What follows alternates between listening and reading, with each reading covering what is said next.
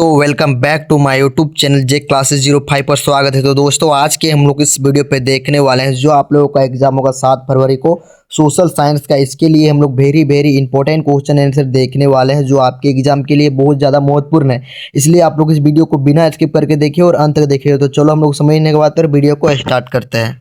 तो मेरे प्यारे दोस्तों फर्स्ट क्वेश्चन में पूछा गया है कि निम्नलिखित में से कौन जैव संसाधन का उदाहरण है। तो कौन होगा जाएगा मेरे प्यारे दोस्तों, तो मनुष्य हो जाएगा। ठीक, अब क्वेश्चन नंबर 2 की ओर बढ़ते हैं। तो इसमें पूछा गया है मेरे प्यारे दोस्तों कि मानव जीवन की गुणवत्ता और विश्व शांति बनाए रखने के लिए संसाधनों का समाज में कैसा बंटवारा होना चाहिए। तो कैसा बंटवारा होना चाहिए मेरे प्यारे दोस्तों, तो 2 का हो जाएगा, ऑप्शन नंबर डी हो जाएगा, यानी कि न्याय संगत होना चाहिए। ठीक है, अब क्वेश्चन नंबर 3 की ओर बढ़ते हैं। तो पूछा गया है कि निकोबारी कबूतर किस जातीय के श्रेणी में आता है। तो कौन जातीय के श्रेणी में आता है मेरे प्यारे दोस्तों, 3 का ऑप्शन नंबर सी हो जाएगा, स्थानिक जातीय। ठीक, अब क्वेश्चन नंबर हम लोग 4 की ओर बढ़ते हैं। तो क्वेश्चन नंबर 4 में पूछा गया है मेरे प्यारे दोस्तों, क्या पूछा गया है, तो पूछा गया कि निम्नलिखित में से कौन सुमेलित नहीं है। तो कौन सुमेलित नहीं है, तो 4 का जो राइट आंसर हो जाएगा वो हो जाएगा गंगा भांगड़ा नंगल परियोजना। ठीक है, नंगल परियोजना। क्वेश्चन नंबर 5 कि रबी फसलों को किस ऋतु में बोया जाता है। जो रबी फसल है उसको किस ऋतु में बोया जाता है। तो 5 का जो राइट आंसर हो जाएगा वो ऑप्शन नंबर बी हो जाएगा। ठीक, माने कि शीत ऋतु। अब क्वेश्चन नंबर बढ़ते हैं, अब हम लोग क्वेश्चन नंबर 6 की ओर। तो क्वेश्चन नंबर 6 में पूछा गया है कि चाय किस प्रकार की कृषि का उदाहरण है। तो चाय जो है वो रोपण किस कृषि के अंतर्गत आता है। ठीक है, तो 6 का जो राइट आंसर हो जाएगा ऑप्शन नंबर सी हो जाएगा। अब क्वेश्चन नंबर 7 की ओर बढ़ते हैं मेरे प्यारे दोस्तों। तो पूछा गया है कि झारखंड के गुआ और नवामुंडी में कौन सा खनिज पाया जाता है। तो 7 का ऑप्शन नंबर ए हो जाएगा, यानी कि लौह अयस्क पाया जाता है। अब क्वेश्चन नंबर 8 की ओर बढ़ते हैं। तो इसमें पूछा गया है कि निम्नलिखित में से किसका परिवहन पाइपलाइन द्वारा होता है। तो किसका परिवहन पाइपलाइन द्वारा होता है मेरे प्यारे दोस्तों, तो पानी भी, कच्चा तेल भी, पेट्रोल उत्पाद भी, उपयुक्त सभी हो जाएगा। ठीक, अब क्वेश्चन नंबर हम लोग 9 की ओर बढ़ते हैं। तो इसमें पूछा गया है कि हमारे देश की 22 भाषाओं को संविधान की किस अनुसूची में रखा गया है। तो 9 का जो राइट आंसर होगा वो ऑप्शन नंबर ए हो जाएगा। ठीक, यानी कि 8वीं अनुसूची। अब क्वेश्चन नंबर हम लोग 10 की ओर बढ़ते हैं। तो 10 में जो पूछा जा रहा है कि स्थानीय शासन व्यवस्था में कितना पद महिलाओं के लिए आरक्षित है। तो 10 का जो राइट आंसर होगा वो ऑप्शन नंबर ए हो जाएगा, 1/3। अब क्वेश्चन नंबर हम लोग 11 की ओर बढ़ते हैं। तो पूछा गया है कि अमेरिका में नागरिक अधिकार आंदोलन कब हुआ। तो अमेरिका में नागरिक अधिकार आंदोलन कब हुआ मेरे प्यारे दोस्तों, तो 11 का जो राइट आंसर हो जाएगा वो ऑप्शन नंबर क्या हो जाएगा, तो ऑप्शन नंबर बी हो जाएगा। ठीक, यानी कि 1954 से 1968। अब क्वेश्चन नंबर 12 की ओर बढ़ते हैं। तो इसमें 12 में जो पूछा गया है मेरे प्यारे दोस्तों कि भारत के राज्यों की विधानसभाओं में महिलाओं का प्रतिनिधित्व कितना फीसदी है। तो 12 का जो राइट आंसर हो जाएगा ऑप्शन नंबर डी, यानी कि 5% से कम है। ठीक, अब क्वेश्चन नंबर हम लोग 13 की ओर बढ़ते हैं। तो इसमें जो पूछा गया है कि इनमें से कौन से देश में द्विदलीय व्यवस्था है। ठीक है, तो 13 का जो राइट आंसर होगा वो ऑप्शन नंबर बी हो जाएगा। ठीक, यानी कि अमेरिका। अब क्वेश्चन नंबर 14 की ओर बढ़ते हैं। तो क्वेश्चन नंबर 14 में जो पूछा गया है कि नेपाल में राजतंत्र को किस वर्ष समाप्त कर दिया। तो 14 का राइट आंसर हो जाएगा ऑप्शन नंबर बी हो जाएगा। क्या हो जाएगा, तो बी 2008 में। अब क्वेश्चन में बढ़ते हैं 15 नंबर की ओर। तो इसमें पूछा गया है, क्या पूछा गया है कि बोलीविया में पानी के निजीकरण के खिलाफ आंदोलन की अगुवाई की संगठन ने किया था। तो 15 का हो जाएगा ऑप्शन नंबर ए हो जाएगा। ठीक, यानी कि फिडुकोर हो जाएगा। ठीक, फिडकोर। अब क्वेश्चन पर बढ़ते हैं अब हम लोग 16 नंबर की ओर कि केरल में शिशु मृत्यु दर कम होने का एक कारण निम्नलिखित में से कौन सा है। तो क्या हो जाएगा, तो 16 का हो जाएगा आप सभी का वो ऑप्शन नंबर सी हो जाएगा। ठीक, ऑप्शन नंबर सी में दिया गया तो शिक्षा एवं स्वास्थ्य जैसी मौलिक सुविधा की पर्याप्त उपलब्धता है, इसलिए वहाँ पर कम शिशु मृत्यु दर होता है। ठीक, केरल में। अब क्वेश्चन नंबर 17 कि निम्नलिखित में से किसे संगठित क्षेत्रों में नियोजित कहा जाता है। तो 17 का हो जाएगा ऑप्शन नंबर बी हो जाएगा। ठीक, यानी कि बहुराष्ट्रीय कंपनी का अस्थायी कर्मचारी। अब क्वेश्चन पर बढ़ते हैं अब हम लोग 18 नंबर की ओर। तो 18 में पूछा गया कि रोजगार के अधिक अवसर उत्पन्न करने के लिए निम्न में से कौन से उपाय किए गए। तो 18 का हो जाएगा ऑप्शन नंबर डी हो जाएगा, यानी कि 1, 2 और 3, यानी कि ये भी सही है, ये भी सही और ये भी सही है। ठीक, यानी कि क्या क्या सही है, तो सिंचाई की सुविधा में वृद्धि, विद्यालय एवं अस्पताल के स्थापना और खाद्य प्रसंस्करण इकाई। ठीक, प्रसंस्करण इकाई। क्वेश्चन नंबर 16 कि निम्नलिखित में से कौन सी एजेंसी भारत सरकार की ओर करेंसी नोट जारी करती है। तो कौन करेंसी नोट जारी करती है, तो हो जाएगा 19 का वो ऑप्शन नंबर बी हो जाएगा, भारतीय रिजर्व बैंक द्वारा जारी होता है। ठीक है, अब क्वेश्चन नंबर 20, तो इसमें पूछा गया कि राम और श्याम दो छोटे किसान उन्होंने अलग अलग स्रोतों में दो 20,000 रुपया कर्ज लिया। ठीक, तो राम ने 1.5 ब्याज प्रति माह की दर से एक व्यापारी से कर्ज लिया, जबकि श्याम ने यह कर्ज बैंक से प्रति वर्ष 8% ब्याज लिया। ठीक है, तो उपरोक्त आधार पर निम्नलिखित में से कौन सा कथन सत्य हो जाएगा? तो 20 का हो जाएगा ऑप्शन नंबर सी, राम की हालात ज़्यादा खराब है क्योंकि वह ज़्यादा ब्याज दे रहा है, इसीलिए ही उसका ज़्यादा हालत खराब होगा। ठीक है दोस्तों, अब क्वेश्चन नंबर देख चुके हैं, अब क्वेश्चन नंबर 20, अब क्वेश्चन नंबर 21 की ओर, कि भारत सरकार ने सूचना का अधिकार नामक कानून कब लागू किया? तो सूचना का अधिकार जो लगाया गया था मेरे प्यारे दोस्तों, वो 21 में जो पूछा गया है वो ऑप्शन नंबर ए हो जाएगा, यानी कि अक्टूबर 2005 को। अब क्वेश्चन नंबर हम लोग 22 की ओर बढ़ते हैं, तो 22 में पूछा गया है कि सरकार द्वारा अवरोधों अथवा प्रतिबंधों को हटाने की प्रक्रिया कहलाती है। तो 22 का हो जाएगा ऑप्शन नंबर सी हो जाएगा। ठीक, यानी कि उदारीकरण। अब क्वेश्चन नंबर 23 की ओर बढ़ते हैं, तो क्वेश्चन नंबर 23 में पूछा गया है कि अर्नस्ट रेनन किस देश के दार्शनिक थे? तो हो जाएगा 23 का हो जाएगा, आप सभी का हो जाएगा ऑप्शन नंबर क्या हो जाएगा? तो बी हो जाएगा, यानी कि फ्रांसीसी। अब क्वेश्चन नंबर 24 की ओर बढ़ते हैं कि फ्रांस किसी क्रांति कब हुई? तो 1789 में हुआ था। ठीक, इसलिए 24 का option number A is the right answer.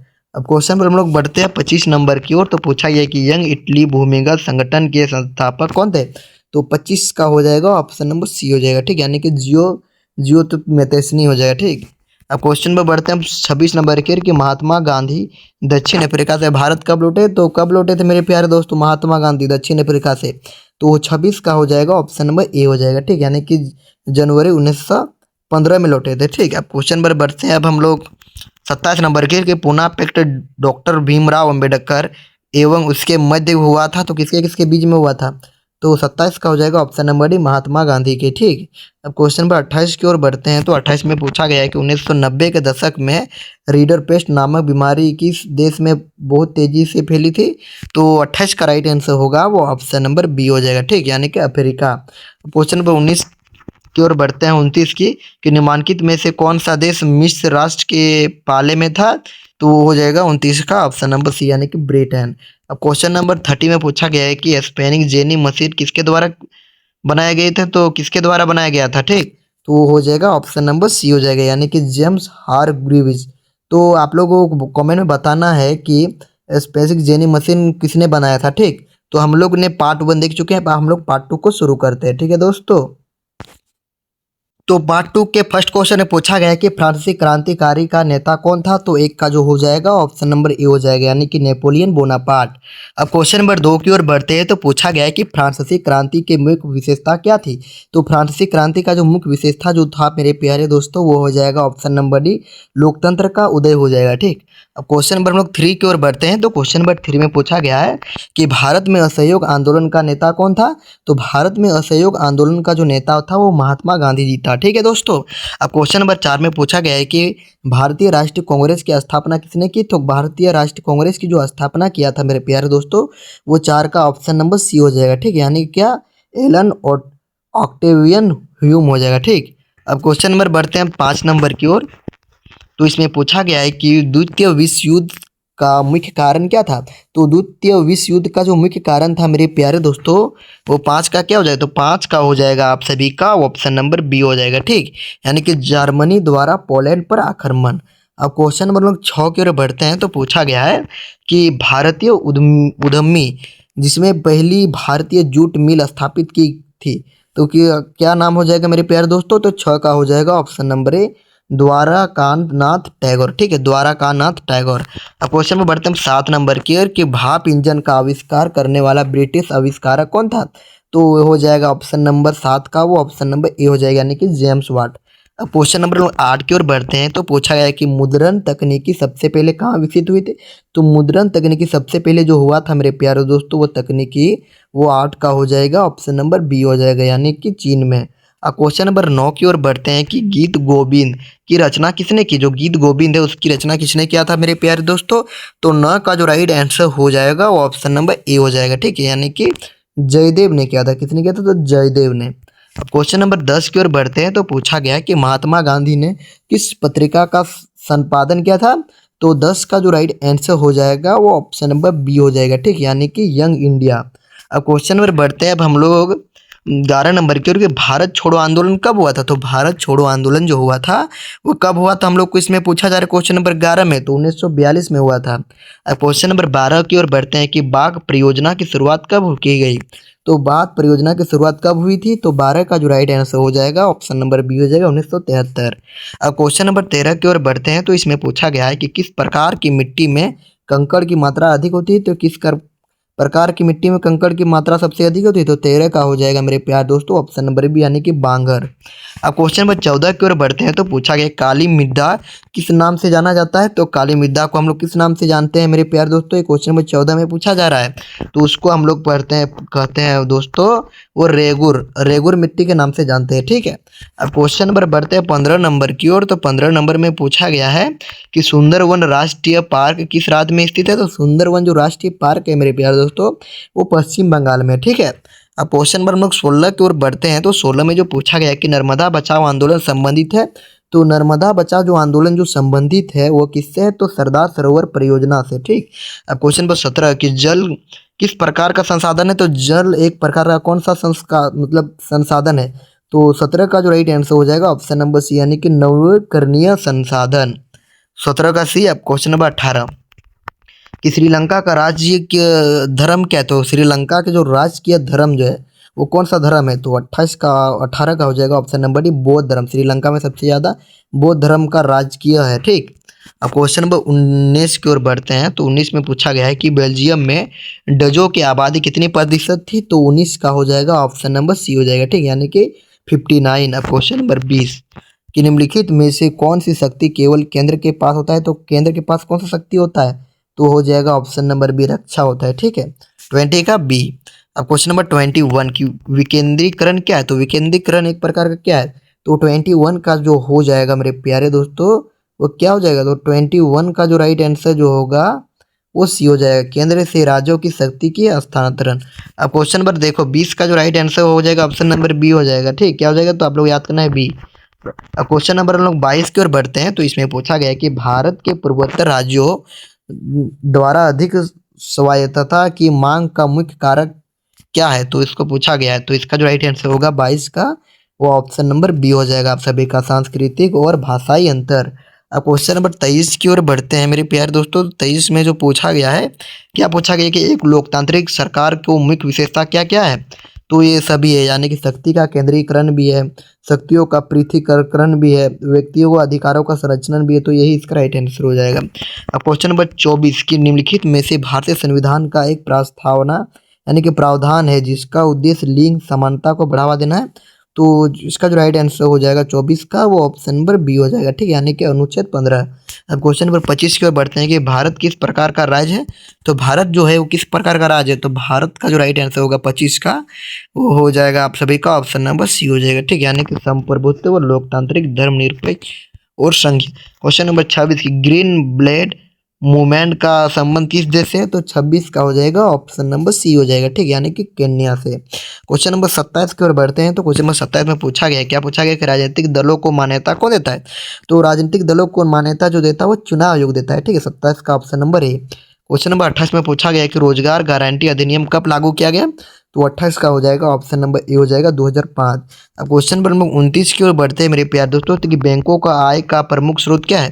तो ये क्या जो है तो 29 का जो राइट आंसर हो जाएगा वो ऑप्शन नंबर बी हो जाएगा, यानी कि ऋण देने से बैंक में पैसा वो सभी का होता है, ठीक। क्वेश्चन नंबर 30 की सूचना का अधिकार अधिनियम कब पारित किया गया। तो सूचना का अधिकार जो पारित किया गया था वो 2005 में। तो हम लोग ने पार्ट 2 देख चुके हैं, अब हम लोग पार्ट 3 को शुरू करते हैं। तो पार्ट 3 का फर्स्ट क्वेश्चन में पूछा गया है कि राष्ट्रवाद की पहली अभिव्यक्ति किस क्रांति के साथ हुई है।